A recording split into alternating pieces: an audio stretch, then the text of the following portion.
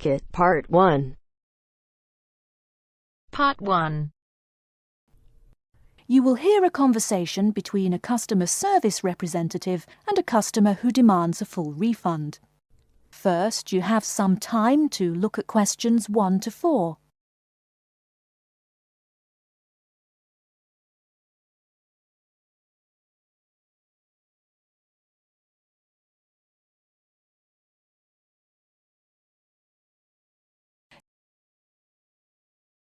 Now we shall begin.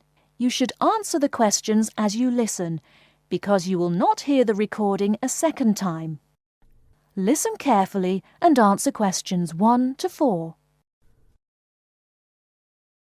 Hello and welcome to Under Pressure Enterprises Customer Service Department. This is Kelly. How may I help you? Yes, I'm calling about one of your rice cookers I just purchased. What seems to be the problem, sir? Seems? There's no seeming about it. The blasted thing shoots hot steam all over the place, that's what. It nearly scalded my hand when I went to open it. Why, it could have killed the cat or something. It could have exploded and killed my wife and me.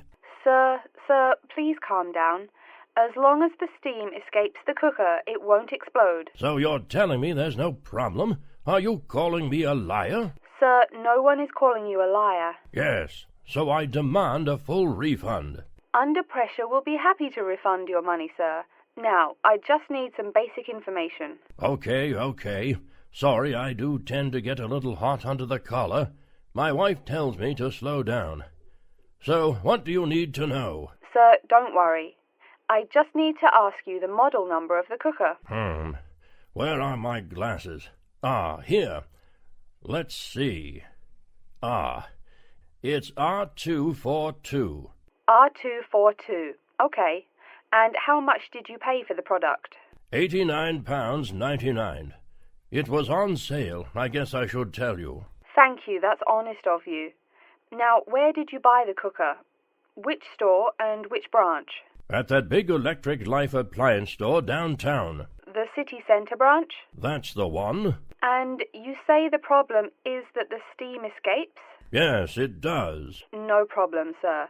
If there's steam escaping, clearly the cooker is broken or defective. So we have an R242 cooker with an escaping steam problem. It was bought from Electric Life City Centre branch for $89.99. Is that correct? Yes, that is correct. Oh, I nearly forgot. When did you buy the cooker? Just as soon as my wife got the crazy idea she'll live longer if she stops eating good English food, roast beef and mash. No, all she says she wants is rice and vegetables and sauces you'd not soak your feet in. Before you hear the rest of the conversation, you have some time to look at questions 5 to 10.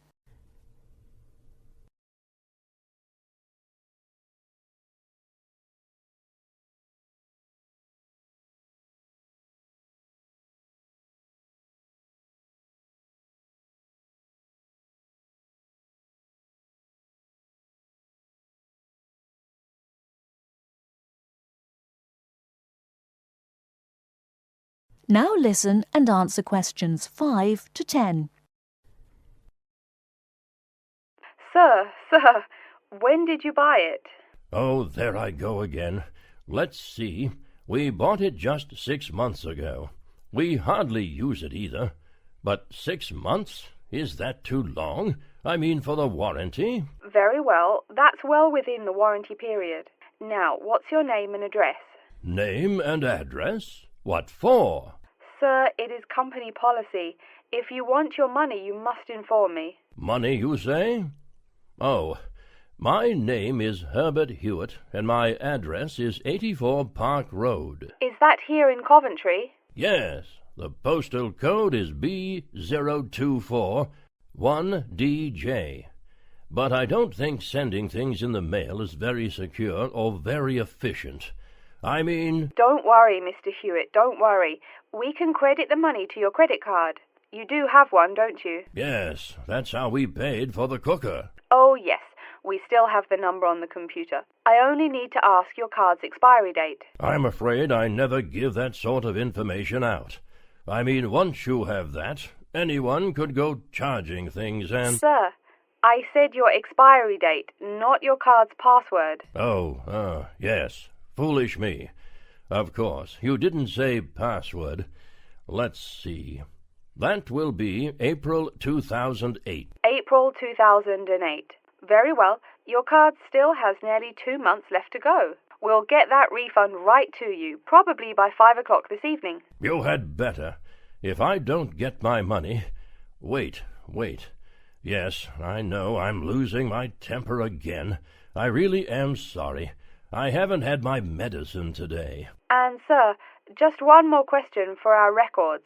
How often do you go shopping at the city centre branch? Oh, well, it's hard to say. I suppose maybe once a month. But I can tell you this. If I don't get my refund, I'll never shop there again. Oh, I think it's time to start looking for another job.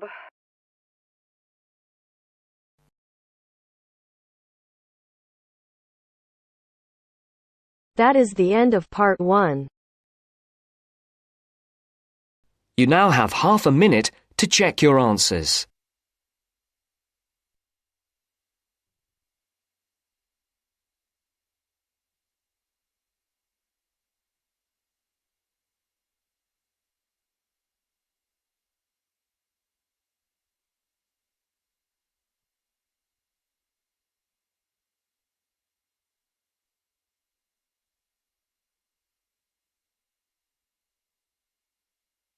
Now turns to part 2. Part 2. You'll hear an introduction about how to make a resume and apply for a job. First, you have some time to look at questions 11 to 17.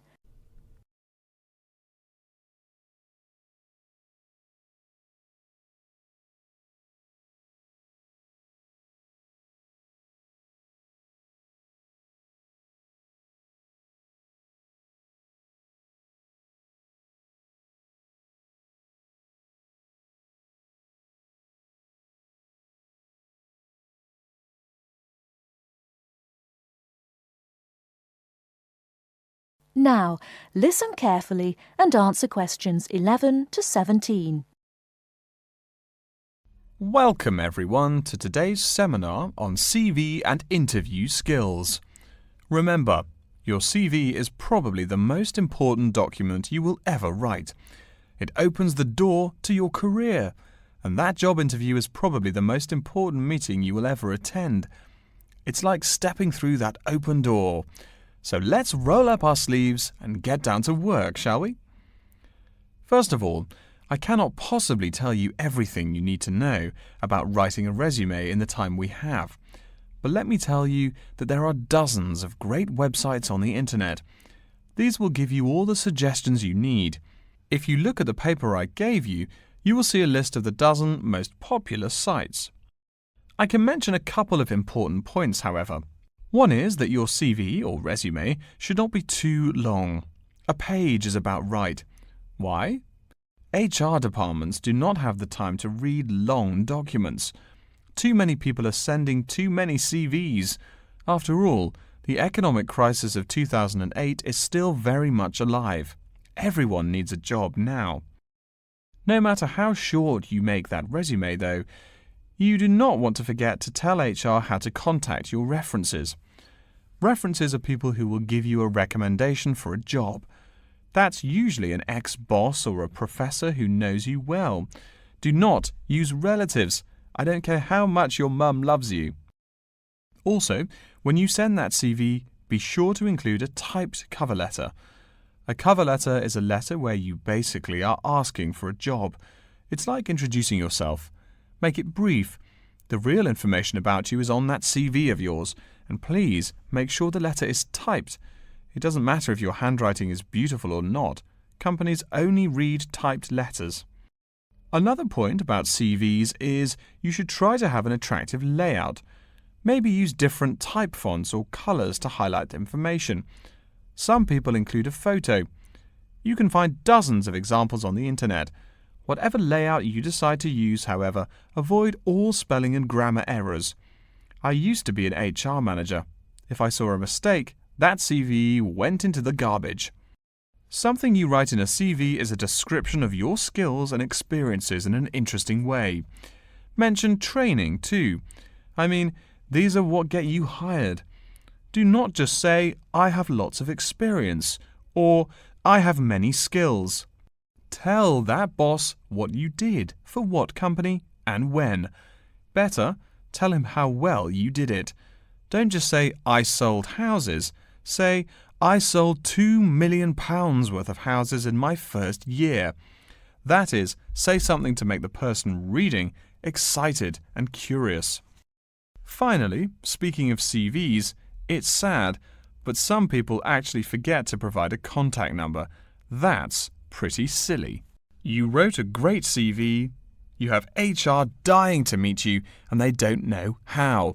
You forgot your phone number. Oh, sure, if you apply online, they have your email address, but you just showed them you're forgetful. Why are they going to want to talk to you after that? Before you hear the rest of the talk, you have some time to look at questions 18 to 20.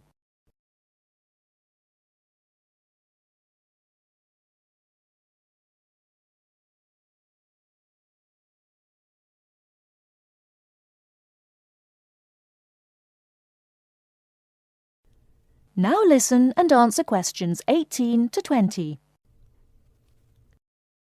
All right, moving on to the actual interview. I'll go over what you need to know by the end of it and what you can discuss and negotiate on later once it looks like you'll be offered the job. First, there's working hours.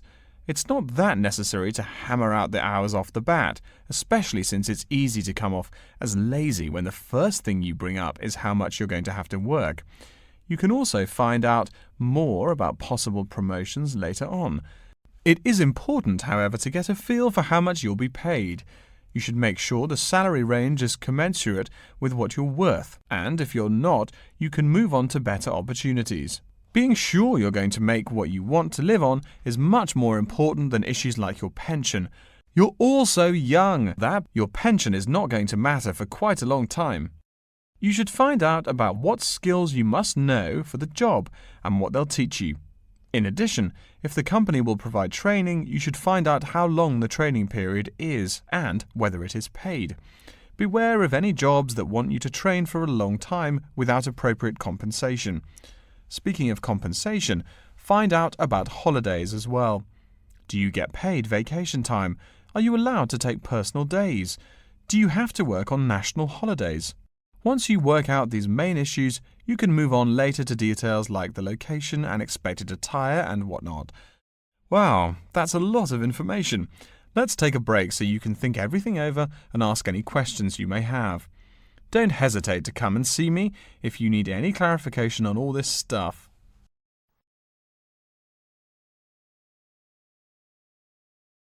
That is the end of part 2. You now have half a minute to check your answers.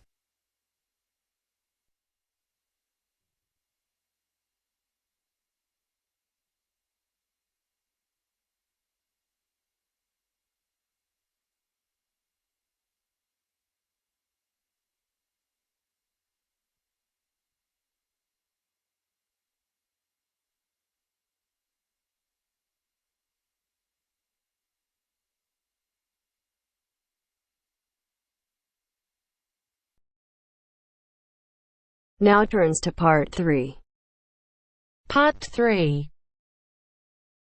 You will hear a man called Frank talking to Dr. Lindsay about what he should study if and when he returns for further classes. First, you have some time to look at questions 21 to 25.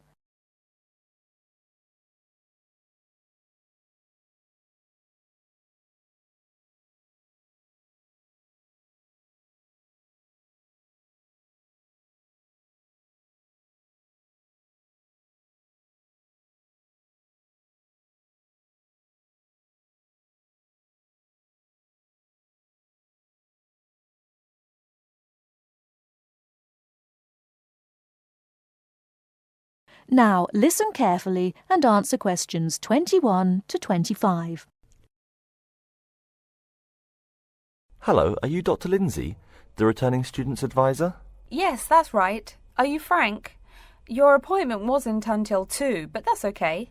Please come in and have a seat. Thanks. I like to arrive early whenever I have anything to do. That's certainly a praiseworthy habit.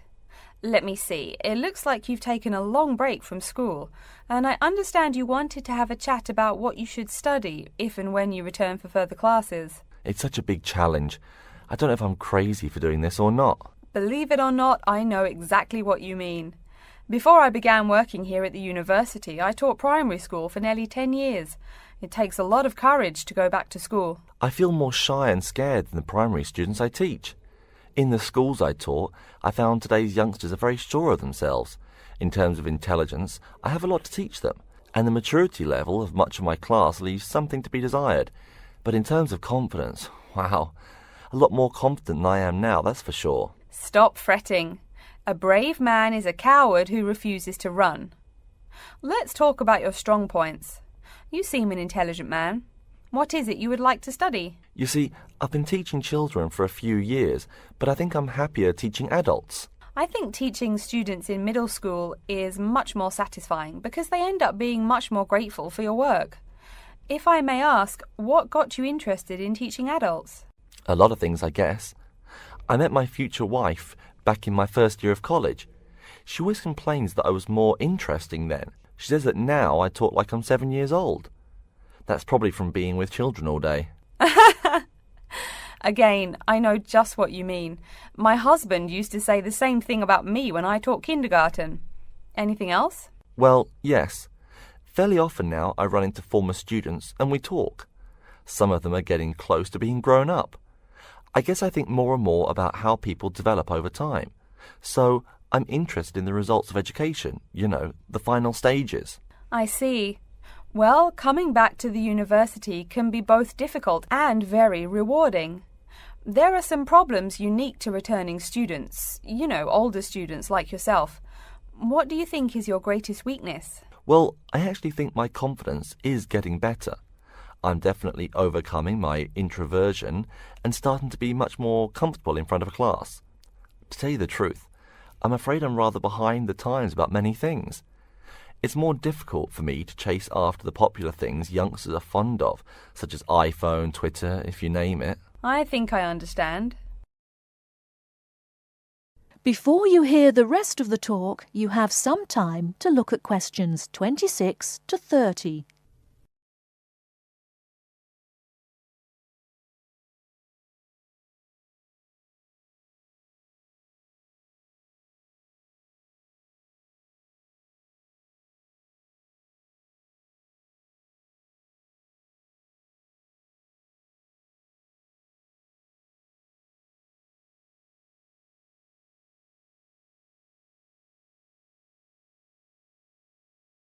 Now listen and answer questions 26 to 30.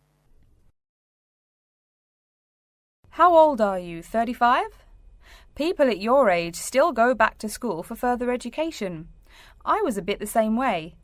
I mean, I didn't study at university till after I had a family, a husband and one child. My point of view was a lot different from your average 18-year-old girls, I can tell you. Gee, that sounds pretty rough. A family and college? Clearly you weren't unsuccessful, though. It was, Frank, it truly was. My first term at school was extremely stressful. But, excuse me, you're not here to listen to my life story. We're talking about your plans. Is there anything unique I should know about you or your past experience or plans? I'm afraid not. There is nothing interesting about my career or plans. It's really not too impressive. Now, I forbid you to talk like that. This is your one life, and if you're not interested, why bother living it? Don't be so humble, Frank. Okay. My wife says I'm a wimp. Let's talk about your dreams a bit. You want to teach adults, you said. What would you like to teach them? Well, when I first came to college, I really liked languages and literature. A lot of people have told me that for practical reasons, it would be more rewarding to choose business management as my major. But I made up my mind to study liberal arts once I got the idea of going back to school. I must say it's refreshing to meet someone who knows there's more to an education than computers and finance. Let's have a look at the university course catalogue. Excuse me, Dr. Lindsay, before we do that, Could I maybe ask you some questions about changes in university life? I think I need to discuss that so I know what to expect. Of course, I'm here to help you. The biggest thing to get used to is the change in technology. Professors present things on huge screens, many of which are interactive computerized whiteboards. You can write on them still and use them like a touchscreen. They're really handy. No more sloppy scribbled notes on the projector. Let's see, I doubt you'll be living in student housing, so I won't go into all the improvements there. Another major change that you'll enjoy is the plethora of resources available for students. As a student, you have 24-hour access to the gym and library privileges that include the use of school computers to scan, copy and print. And of course the media library, which contains movies from all genres and most of the movies listed on AFI's top 100 movies of all time. The dining facilities are also not what they used to be. They offer choices for all diets and you can expect a hot meal any time of day. Wow, things really have changed.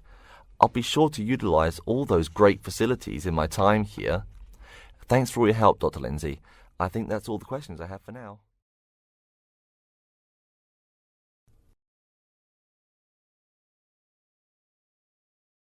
That is the end of part 3. You now have half a minute to check your answers.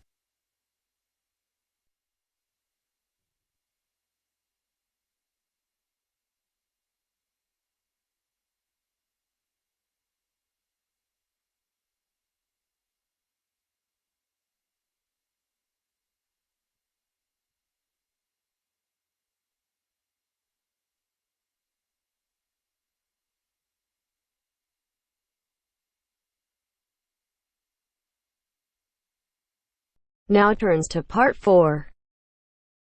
Part 4. You will hear a lecture on environmental science. First, you have some time to look at questions 31 to 40.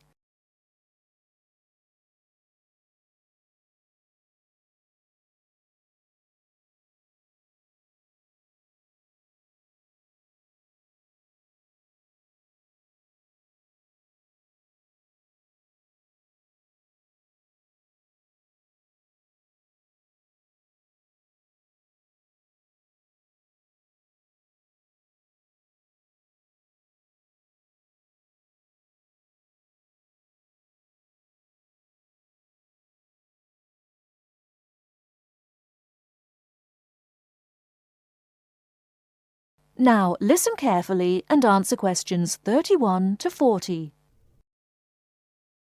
Good morning and welcome to yet another lecture in environmental science.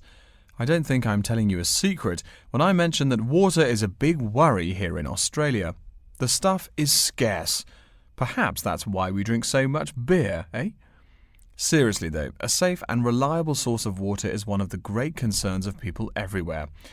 Moreover, as the world population grows, the pressure on existing water supplies grows greater and greater. Think about it. Our economic system demands that there be more and more consumers. The growing number of people has been tied to climate change, including droughts. So more people means less water. But our economic system demands a high birth rate. Forget about oil. Soon enough you will see wars for water. Mark my words. But today I'm going to confine my remarks to Australia. As noted already, here down under the water supply is extremely scarce. The only drier continent is Antarctica, and remember no one really lives there anyway. Moreover, in recent years, the wind patterns have changed. Rain that used to fall on the country now falls out to sea hundreds of miles to the south.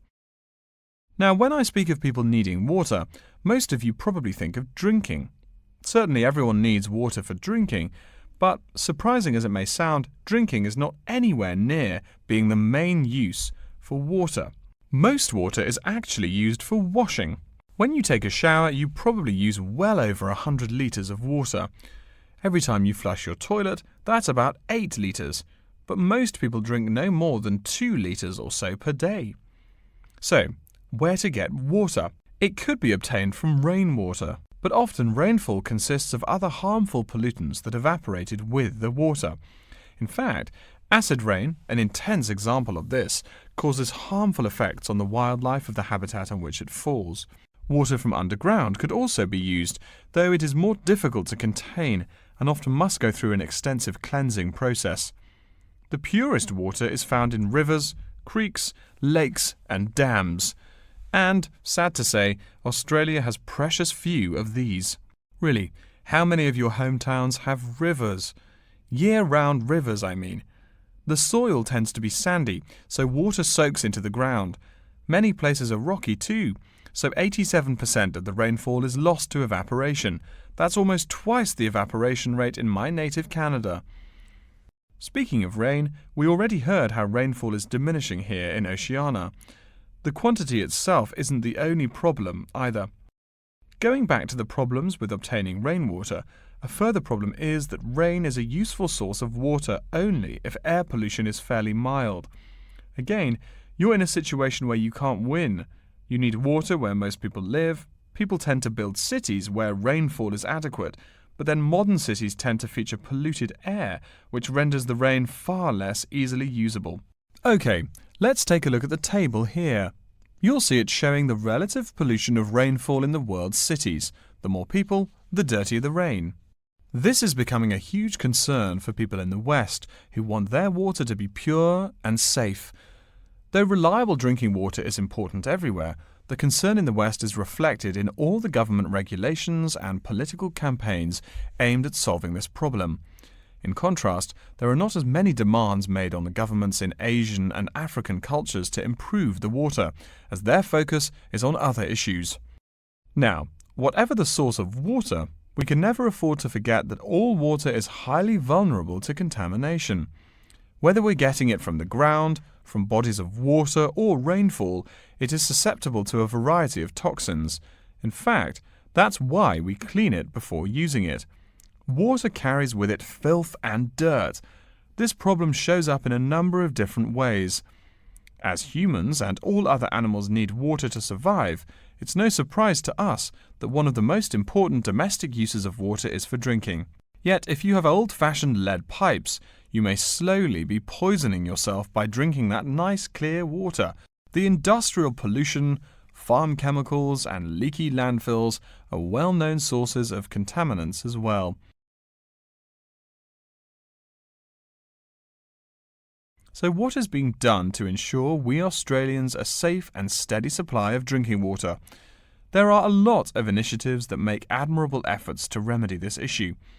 We'll be talking about this when we meet again on Thursday, but as a preview, I can tell you that so far the amount of real solutions that have been produced is not nearly adequate. Traditionally, we've been very free in this country. That means that every person and every province tend to go its own way. So the mechanisms for water management are, in a word, insufficient. To begin seeing how this is so, I want you to read something before our next class. Though a lot of previous data on water usage and water management are inconclusive and have thus caused quite a concern, we can learn a lot from the contents of reports written on the subject. The basis for the government's water policy is the 1989 White Paper reporting on water use, present and future. If you compare the numbers offered in the paper with those in the text, you'll find that the report is rather untrustworthy. Truth being told, I'm being too kind when I say that.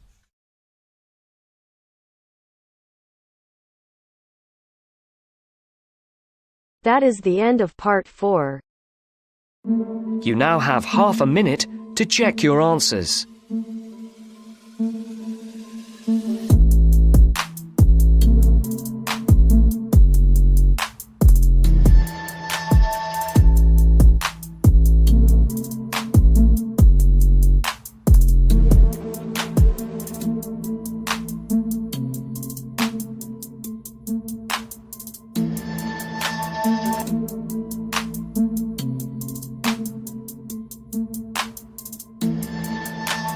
That is the end of the test. You now have 10 minutes to transfer your answers to your Ielts listening answer sheet.